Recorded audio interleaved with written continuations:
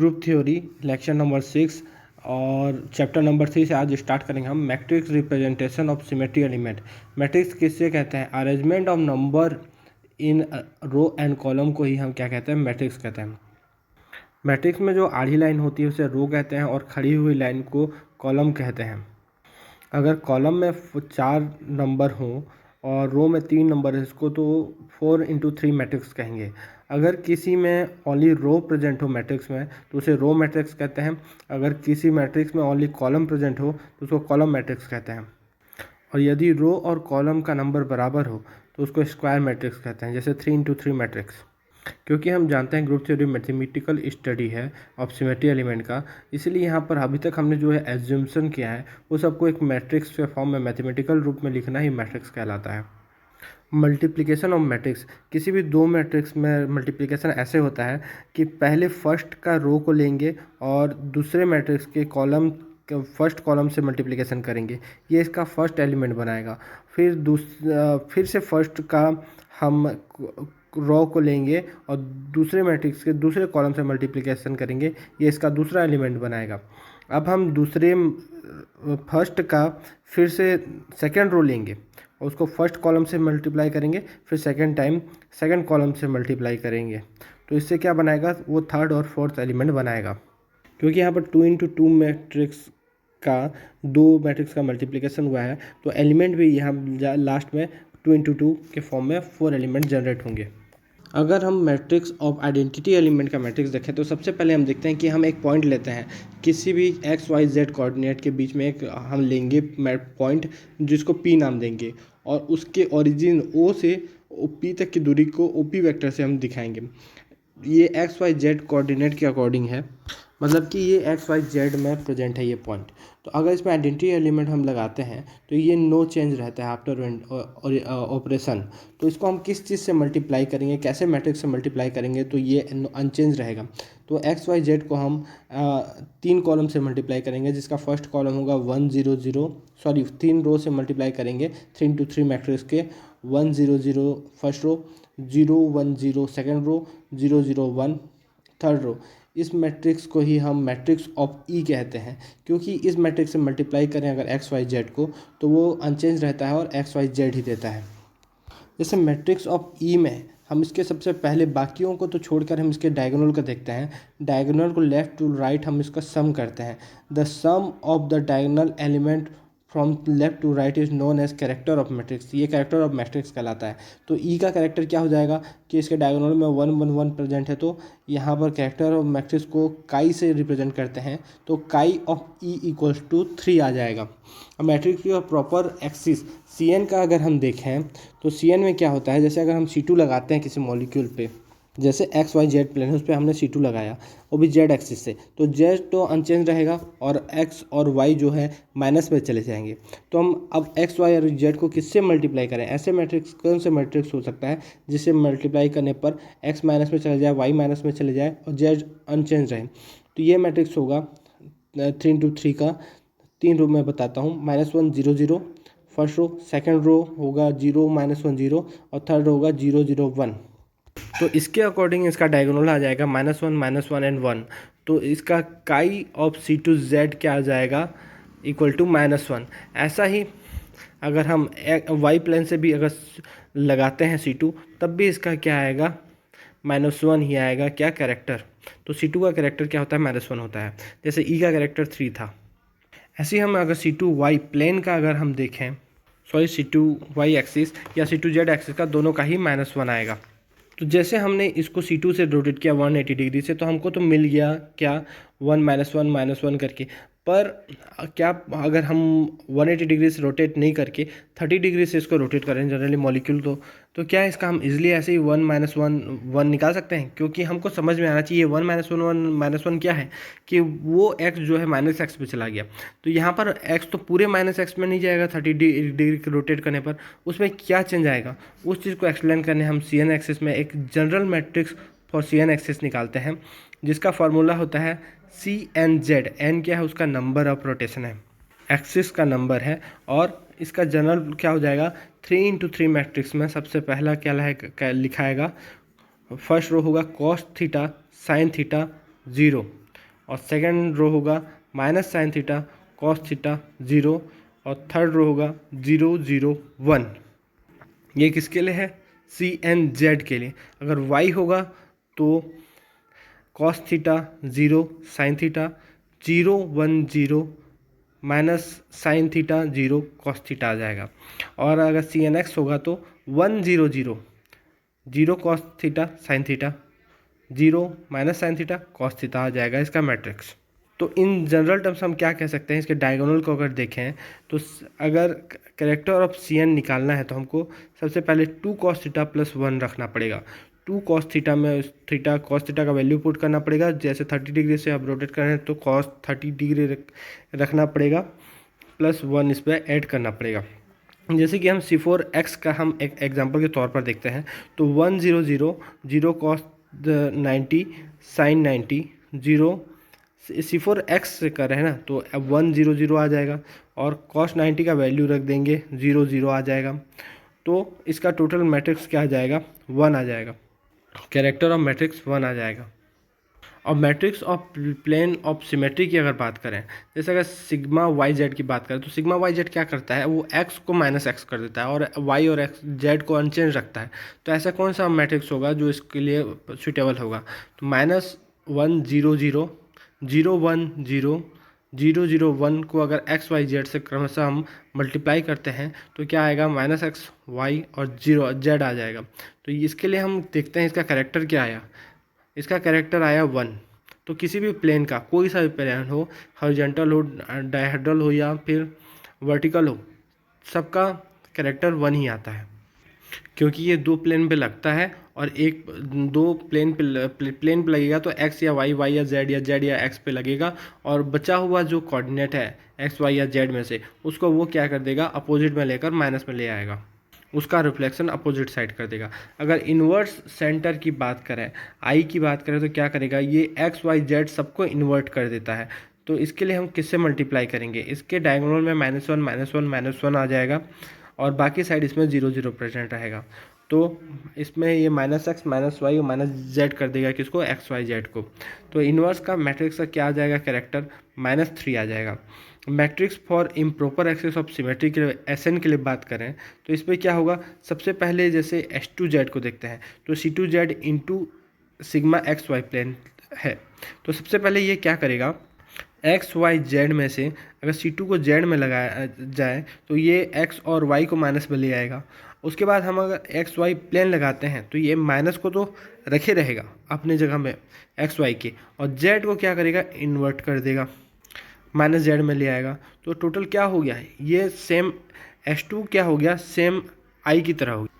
हम कहते थे कि S2 I की तरह ही होता है, S2 I की तरह ही होता है। तो यहाँ से मैट्रिक्स ने भी प्रूव किया कि ये टोटल उसको इन्वर्ट ही कर दे रहा है। यहाँ पर भी इसका क्या आएगा? कैरेक्टर इन्वर्जन सेंटर की तरह S2 का भी कैरेक्टर क्या आएगा? -3। ऐसे ही S2Y या S2Z प्लेन लगाते हैं तब भी उसका भी वही आता है। जैसे कि हमने CN एक्सेस के लिए एक जनरल निकाला था, ऐसे ही तरह इम्प्रॉपर SN के लिए भी हम एक जनरल फार्मूला निकाल सकते हैं। तो इसके जनरल मैट्रिक्स क्या होगा? जैसे SNX एक्सेस के लिए अगर निकाल रहे हैं तो -1 0 0 0 cos theta sine theta 0 minus sine theta cos theta. मतलब कि इसमें चेंजेस कुछ नहीं आए हैं, जो वहाँ पर हम 1 ले रहे थे उसको यहाँ पर हम -1 पुट करेंगे। अगर ऐसे ही SNY और SNZ के लिए भी हम निकाल सकते हैं। तो कैरेक्टर ऑफ SN को हम जनरल फार्मूला के तौर पर क्या बता सकते हैं? 2 cos थीटा -1, 2 cos थीटा -1 में cos थीटा का वैल्यू पुट करके हम निकाल सकते हैं। क्वेश्चन कैसा पूछता है? पूछेगा S4Z दे देगा और उसको XYZ प्लेन पर आप लगाइए और उसके बाद क्या उसमें चेंजेस आएगा उसको आप बताइए बोलेगा। तो हम इसको फार्मूला के बेसिस पे भी निकाल सकते हैं। Cos theta sine theta 0 minus sine theta cos theta 0 0 0 -1 में हम साइन 90 पुट कर देंगे क्योंकि S4 है, और S4 पुट करने के बाद 90 पुट करने के बाद 90 का वैल्यू पुट कर देंगे सब जगह जहाँ जहाँ आना है, और उसको हम डायरेक्ट मल्टीप्लाई करेंगे एक्स वाई जेड से। तो इसमें क्या आ जाएगा? कॉस 90 = 0, साइन थीटा = 1 फिर 0। तो इसमें क्योंकि x को y वाले कॉलम में 1 आया तो x y में चला जाएगा और वैसे ही -1 वाले कॉलम में एक्स वाले कॉलम में -1 आया है y के लाइन में, तो y क्या -x में चला जाएगा। और z के में मैट्रिक्स में क्या आया है, -1 आया है z के में ही, तो z -z में चला जाएगा।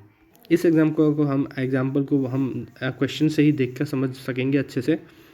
अब अगर हम क्वेश्चन सेकंड देखें, C2x और C2y का मल्टीप्लिकेशन अगर हमको करना है तो हमको इसको लगाने के लिए क्या देखना पड़ेगा कि C2x क्या करता है x y z के साथ, वो x को एक नॉर्मल रखता है, -y और -z कर देता है, और C2y क्या करता है, -x y और -z कर देता है। तो हम इन दोनों को एक साथ लगाएंगे तो क्या होगा, एक के बाद एक लगाने पर -x -y और z और नॉर्मल आ जाएगा। ऐसे ही हम प्लेन को भी एक के बाद एक लगा कर देख सकते हैं। Sigma X Y sigma Y Z को अगर लगाने पर क्या होगा, यही इसका मल्टीप्लिकेशन कहलाता है। और क्वेश्चन पूछेगा कि C2z इंटू C2xy किसके बराबर होगा, C2y के, सिग्मा एक्स वाई के, C2x के या सिग्मा वाई जेड के, तो ये सिग्मा वाई जेड के बराबर होता है। या फिर 3 सिमेट्री एलिमेंट दे देगा, उसका मल्टीप्लिकेशन पूछ के हमको आंसर देने बोलेगा। हम अगर C2x C2y और C2z को अगर मल्टीप्लाई करते हैं तो ये कुछ भी नहीं करता, वो x y z में ले आता है, ये आइडेंटिटी के समान हो जाता है। और अगर हम sigma X Z sigma Y Z और सिग्मा एक्स वाई को अगर लगाते हैं तो ये क्या कर देता है, सबको इन्वर्ट कर देता है। ये किसके तरह हो जाता है, -x -y -z, ये इन्वर्जन की तरह काम करता है। तो अगर तीनों C2 को लगाया जाए तो ये आइडेंटिटी की तरह काम करता है, और तीनों सिग्मा प्लेन को एक साथ लगा दिया जाए एक के बाद एक, तो ये इन्वर्जन की तरह काम करता है। लेक्चर नंबर 7, अब कैरेक्टर ऑफ द मैट्रिक्स की बात करें तो हम एक फार्मूला के तौर पर भी इसको निकाल सकते हैं। एक लाइन पे हम -3 -2 -1 लिख देंगे, 0 फिर 1 2 3 लिख देंगे, और हम S2 S3 और S4 को क्रमशः -3 -2 और -1 में रख देंगे। और जहाँ पर -1 में S4 ख़त्म हो रहा है वहीं पर से हम ऊपर में C2 C3 और C4 को -1 0 और 1 में रख देंगे, और C4 के ऊपर सिग्मा प्लेन को रख देंगे, और 3 में रख देंगे आइडेंटिटी को, और -3 में S2 के साथ ही -3 में I को इन्वर्जन को रख देंगे। तो इस तरीके से हम इस जो लाइन में इस सबको पुट कर रहे हैं, इससे कैरेक्टर ऑफ द मैट्रिक्स को इजीली फार्मूला हम निकाल सकते हैं। अगर हम नेक्स्ट देखें आइडेंटिटी का मैट्रिक्स हमने निकाला था, क्या उसके डायगोनल में 1 1 1 था और बाकी साइड 0 थी, तो कैरेक्टर ऑफ द मैट्रिक्स थी था। अगर SCNZ की बात करें उसके लिए एक जनरल फार्मूला क्या था, cos theta sine theta 0 minus sine theta cos theta 0 0 0 1, मतलब कि कैरेक्टर इसका 2 cos थीटा प्लस 1 से निकलता था। अगर किसी भी प्लेन का बात करें, जैसे सिग्मा एक्स जेड का बात करें, तो इसमें y में -1 आ जाएगा बीच के डायगोनल में, बाकी इस जगह 1 1 रहेगा डायगोनल में, और बाकी जगह 0 0 आएगा। तो इसका किसी भी प्लेन का कैरेक्टर क्या आता है, 1 आता है। अगर SNZ improper axis of symmetry की बात करें तो इस पर क्या आ जाएगा, -1 आ जाएगा। CN से इसका बस अंतर इतना है कि -1 आ जाता है, बाकी फार्मूला सेम रहता है। और इसका कैरेक्टर में क्या हो जाता है, जैसे कि CN में 2 cos थीटा प्लस 1 था, तो यहाँ पर कैरेक्टर आ जाएगा 2 cos थीटा -1 आ जाएगा। और इन्वर्जन की बात करें तो इसको डायगोनल में -1 रहता है और बाकी साइड 0 रहता है, तो इसका कैरेक्टर -3 आता है। अब मल्टीप्लिकेशन ऑफ सिमेट्री ऑपरेशन की बात करें तो क्या आएगा, A इंटू बी इंटू सी, एक 3 सिमेट्री ऑपरेशन है जिसका हम मल्टीप्लिकेशन कर रहे हैं। तो operation of symmetry operation one after the other is called multiplication of symmetry operation. एक के बाद एक सिमेट्री ऑपरेशन का मल्टीप्लिकेशन करना ही क्या कहलाता है, मल्टीप्लिकेशन ऑफ सिमेट्री ऑपरेशन कहलाता है। जैसे हम कम्यूटेशन रिलेशन की बात करते हैं, A into B equal to B into A, मतलब कि हम A के बाद B को लगाएं या फिर B के बाद A को लगाएं, अगर दोनों ऑपरेशन अगर समान आता है, समान रिजल्ट देता है, तो ये क्या कहेंगे कि ऐसे दो सिमेट्री एलिमेंट एक दूसरे को कम्यूट कर रहे हैं, यही इनका कम्यूटेशन रिलेशन कहलाता है। और जो इसको फॉलो करते हैं वो सिमेट्री क्या कहलाते हैं, कम्यूटेटिव सिमेट्री कहलाते हैं, कम्यूटेटिव सिमेट्री ऑपरेशन कहलाते हैं। जो सिमेट्री एलिमेंट के ऑपरेशन इस चीज़ को फॉलो करते हैं, ए और बी क्या है, सिमेट्री एलिमेंट नहीं है, वो सिमेट्री ऑपरेशन है। तो किसी भी सिमेट्री एलिमेंट के दो जो ऑपरेशन है अगर एक दूसरे को कम्यूट करते हैं तो उस कम्यूटेटिव सिमेट्री ऑपरेशन कहलाते हैं, उनके बीच जो रिलेशन है वो कम्यूटेशन रिलेशन कहलाता है। हम अब चैप्टर 4 की बात करते हैं, जो कि है groups and it's properties. A collection of symmetry element, जो प्रेजेंट रहते हैं किसी भी मॉलिक्यूल में, जो सिमेट्री एलिमेंट वो क्या बनाते हैं, ग्रुप बनाते हैं। और इन जो सिमेट्री एलिमेंट जो ग्रुप में प्रेजेंट है, जो ग्रुप के मेंबर हैं, उनको सेटिस्फाइंग करना चाहिए 4 रूल को। ये अगर इस रूल को सेटिस्फाई करते हैं तभी ये ग्रुप कहलाएंगे। ये 4 प्रॉपर्टीज़ को सेटिस्फाई करेंगे तब ये ग्रुप कहलाएंगे। तो क्या क्या है ये 4 रूल, देखते हैं हम आगे एक के बाद एक। तो उससे पहले हम देखते हैं कि जैसे H2O मॉलिक्यूल में है 1, हम इस पर लगाते हैं क्या, सिग्मा जेड, सॉरी इसमें हम C2Z लगाते हैं। तो अगर हम C2Z ऑपरेशन इसमें लगाएं तो क्या होगा कि H1 H2 में चला जाएगा और इनके साथ इनका फेस भी चेंज हो जाएगा। फेस चेंज मतलब कि H1 H2 में जाना फेस चेंज नहीं है। मान लो कोई मॉलिक्यूल हमको जो सामने साइड दिख रहा है, उसका सामने साइड दिख रहा है, वो अगर रोटेट करने के बाद उसका अपोजिट साइड हमारे साइड हो जाता है तो वो तब फेस चेंज कहलाता है। और इस फेस चेंज को ही हमको किससे दिखाना पड़ता है, मॉलिक्यूलर लाइन में। जो अगर हम H1 और H2 को अगर लाइन से जुड़े हुए ऑक्सीजन से दिखा रहे थे तो फेस चेंज को इसमें उसी लाइन में डैश डैश डैश करके शो करते हैं, ये फेस चेंज कहलाता है। जैसे एक्स और वाई प्लेन जो होता है, क्या होता है, एक्स वाई प्लेन से डालते हैं तो मॉलिक्यूल क्या होगा, जो हमारे साइड दिख रहा था वो बाद में अपोजिट साइड में हो जाएगा। अगर हम मॉलिक्यूल को, किसी मॉलिक्यूल को एक आईना लगा कर देखें तो जो मॉलिक्यूल हमारे साइड था वो बाद में उसके उस आईना में हमारे अपोजिट साइड में आ जाएगा, तो इसलिए उसमें फेस चेंज होता है। लेकिन अगर H2O मॉलिक्यूल के बीच में जो सिग्मा YZ वाले प्लेन लगाते हैं तो उसमें फेस चेंज नहीं होता है। तो मॉलिक्यूल के जो ये ग्रुप और इसके प्रॉपर्टीज़ हैं, उसका फर्स्ट प्रॉपर्टीज है क्लोजर प्रॉपर्टी। तो क्लोजर प्रॉपर्टी क्या कहता है कि मान लो किसी ग्रुप में जो 2 सिमेट्री एलिमेंट है और या फिर एक ही सिमेट्री एलिमेंट का स्क्वायर जो है उस ग्रुप में, मतलब कि 2 सिमेट्री एलिमेंट अलग अलग हैं, उनका हम ऑपरेशन कर रहे हैं, उसका रिजल्ट, या फिर किसी एक सिमेट्री एलिमेंट का स्क्वायर मतलब 2 बार ऑपरेशन कर रहे हैं, उसका रिजल्ट उस ग्रुप में जो एलिमेंट है उसका रिजल्ट जो है उस ग्रुप का एलिमेंट ही होगा, उस ग्रुप का मेंबर ही होगा। इसको हम इसका क्लोजर प्रॉपर्टी कहते हैं। मतलब वो उसके अंदर, ग्रुप के अंदर ही उसका रिजल्ट क्लोज हो जा रहा है, इसलिए इसको क्लोजर प्रॉपर्टी कहते हैं।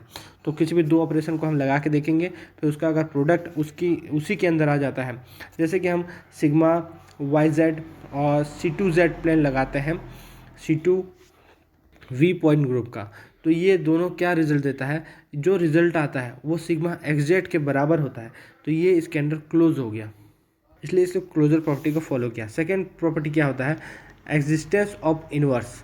एग्जिस्टेंस ऑफ इनवर्स मतलब कि ग्रुप के सारे मेंबर के पास एक इनवर्स होना चाहिए, जो क्या करे, फॉलो करे कि वो इनवर्स उस ग्रुप का ही मेंबर होना चाहिए। Every member of the group must have it's inverse which is also member of the group. जैसे ए का पावर -1 या ए का इनवर्स इक्वल टू ई होना चाहिए। इनवर्स मतलब क्या हो गया कि एक ऑपरेशन हमने जो लगाया है उसका इनवर्स ऑपरेशन अगर हम लगाते हैं तो वो क्या हो जाता है, दोनों एक दूसरे को ख़त्म करके ई दे देते हैं, आइडेंटिटी। और ये ज़रूरी नहीं है कि ए और ए इनवर्स अलग अलग हों, ए और ए इनवर्स सेम भी हो सकते हैं। जैसे कि हम एग्जांपल के लिए देखते हैं कि ई का देखते हैं, ई का अगर हम स्क्वायर कर देते हैं या फिर आइडेंटिटी ई इंटू ई करते हैं तो वो ई ही आता है। तो एक हम समझ जाते हैं ई का इन्वर्स क्या है, ई ही है। वैसे ही इन्वर्जन सेंटर का भी स्क्वायर करें या inversion centre into inversion centre करें तो ये भी आइडेंटिटी देता है। तो इन्वर्जन सेंटर का इन्वर्जन क्या हो इन्वर्स क्या हो जाएगा, इन्वर्जन सेंटर ही होगा। वैसे ही किसी प्लेन को अगर लगा रहे हैं तो उसका भी इन्वर्जन प्लेन ही होता है, वो सेम प्लेन उसका इन्वर्जन होता है। तो प्लेन का भी इन्वर्जन क्या हो जाएगा, इन्वर्स क्या हो जाएगा, प्लेन ही होता है। आइडेंटिटी का इन्वर्स आइडेंटिटी, इन्वर्जन सेंटर का इन्वर्स इन्वर्जन सेंटर और प्लेन का इन्वर्स प्लेन। अब inverse of the axis of symmetry का बात करें तो अगर सी एक्सिस है उसका ऑर्डर n है और उसके नंबर ऑफ ऑपरेशन को हम a से दर्शा रहे हैं तो वो क्या हो जाएगा कि उसका इन्वर्स क्या होगा। अगर हम जानते हैं कि अगर ऑर्डर 4 है और उसका 3 बार ऑपरेशन किया जा रहा है मतलब C4 3, तो हम इसका इन्वर्स कैसे निकाल सकते हैं, 4 को हम 3 से माइनस कर देंगे, ऑर्डर को हम उसके ऑपरेशन से माइनस कर देंगे तो जो आएगा, जो 1 आया वही उसका क्या कहलाएगा, इन्वर्स कहलाएगा। जैसे कि हम एग्जांपल के देखते हैं, इसको हम टर्म्स में कैसे लिखते हैं, सी का ऑर्डर हो जाएगा b और उसका पावर क्या हो जाएगा b माइनस ए। इसका ये एक जनरल टर्म है। तो जैसे कि हम देखते हैं कि C4 1 का इन्वर्स क्या आएगा, C4 माइनस 1 और उसके नीचे 4 लिखा रहेगा C के नीचे। तो ये क्या है, C3 4 जनरेट करेगा, तो ये C3 4 ही इसका क्या होगा, इन्वर्स होगा। मतलब जनरल टर्म में हम बोल सकते हैं कि जितने नंबर का ऑपरेशन हो रहा है उसको उसके ऑर्डर से घटा देने पर जो आएगा वही उसका क्या होगा, इन्वर्जन होगा या इन्वर्स होगा, जो कि उस ग्रुप का मेंबर होना चाहिए। जैसे C5 2 का क्या होगा, इन्वर्स, इसको हम समझ गए, 5 से -2 कर देंगे, C5 3 इसका इन्वर्स हो जाएगा। इन्वर्स ऑफ इम्प्रॉपर एक्सिस का बात करें तो जैसे कि वहाँ पर हमने CB एक दर्शाया था, यहाँ पर SBA दर्शाएंगे। B क्या है, इसका ऑर्डर है, A क्या है, इसका ऑपरेशन नंबर है। अगर A और B दोनों इवन है या फिर A ऑड है और B इवन है, मतलब कि यहाँ पर दोनों क्या होना चाहिए, दोनों का ऑर्डर अगर इवन है। फर्स्ट केस यह हो गया कि A और B दोनों इवन हो गए। सेकंड केस हो गया कि A ऑड है और उसका ऑर्डर क्या है, इवन है, B इवन है। तो इसका क्या आएगा, इसका inverse same axis of symmetry की तरह हो जाएगा, SB⁴ B - A। तो हम देखते हैं एग्जांपल, जैसे S4 इवन है और इसका ऑर्डर इवन हो गया, तो ये इसका A जो है इवन हो या ऑड हो उस मायने नहीं रखेगा, उससे दोनों से ही सेम रिजल्ट आएगा। तो इसका ऑर्डर 4 आ गया और इसका अगर ऑपरेशन 2 है तो 4 - 2 कर देंगे, जो S42 आए बचेगा वही इसका इन्वर्स कहलाएगा। हम third case inversion of improper axis का देखते हैं कि अगर A ऑड है और B ऑड है, और फोर्थ केस क्या हुआ कि A इवन है और B ऑड है। मतलब अब इस केस में क्या देख रहे हैं, दोनों में सिमिलरिटी क्या है, B ऑड होना चाहिए। उसके बाद A इवन हो या ऑड हो मायने नहीं रख रहा है। पहले केस में हम क्या देख रहे थे, पहले जो 2 केस देखे थे उसमें B इवन था, तो उसके लिए सेम फार्मूला आया था, S⁴ B - A। अब यहाँ पर जस्ट अलग हो जाएगा इसका, S⁴ B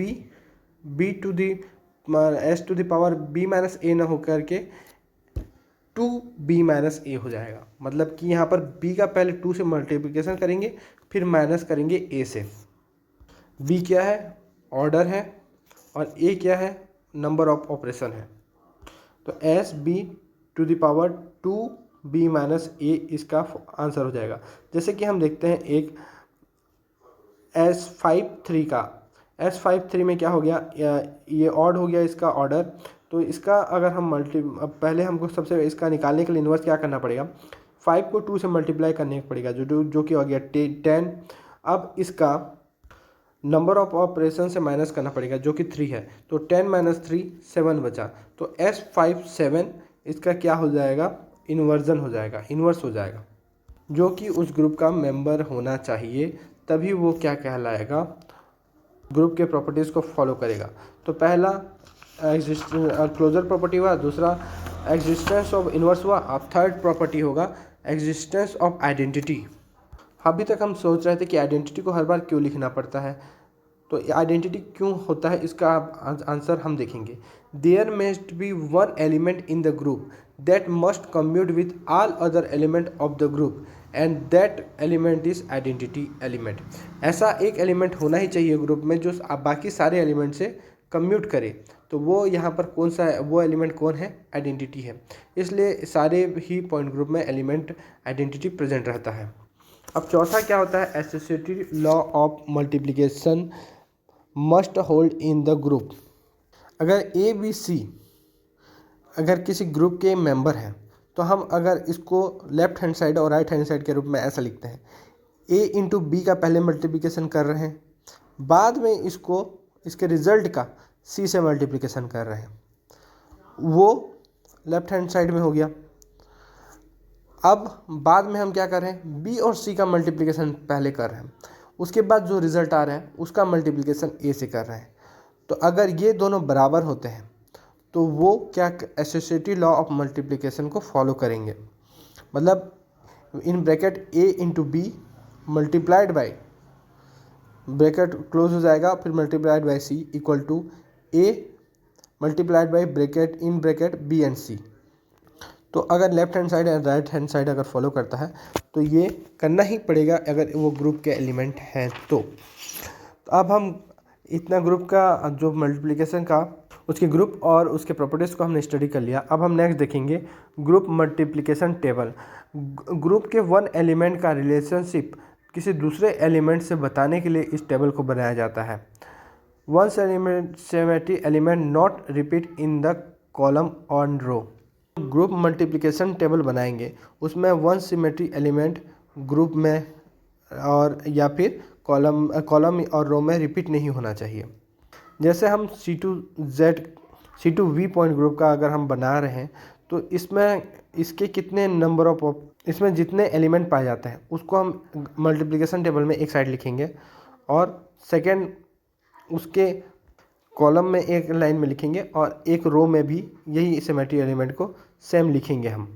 फिर इन दो सिमेट्री एलिमेंट जो कॉलम और रो में है उनका मल्टीप्लिकेशन करेंगे। जैसे एक C2Z sigma XZ sigma YZ हमने कॉलम में लिखा और रो में फर्स्ट आया E, तो E का E से मल्टीप्लाई करेंगे, फिर C2Z से मल्टीप्लाई करेंगे, फिर सिग्मा XZ और सिग्मा YZ उसके रिजल्ट को उसके नीचे लिख देंगे। ऐसे ही रो के सारों का कॉलम से और कॉलम का सारों का रो से मल्टीप्लिकेशन करके जो टेबल बनेगा वही ही ग्रुप मल्टीप्लिकेशन टेबल कहलाता है। वह एक दूसरे के प्रति रिलेशनशिप या एक दूसरे के लगाने पर क्या रिजल्ट आएगा उसी को लिखना ही उसका ग्रुप मल्टीप्लिकेशन टेबल कहलाता है। अब देखते हैं abelian and non abelian point group. Abelian point group क्या होते हैं? वो पॉइंट ग्रुप जिसके सारे एलिमेंट किसी अपने ग्रुप के अदर एलिमेंट के साथ कम्यूट करते हैं, सारे के सारे एलिमेंट के साथ कम्यूट करते हैं, तभी वो ग्रुप क्या कहलाएंगे? Abelian point group. मतलब कम्यूट का तो हम पता है कम्यूटेटिव प्रॉपर्टी क्या होता है। Commutative property A into B equal to B into A होता है।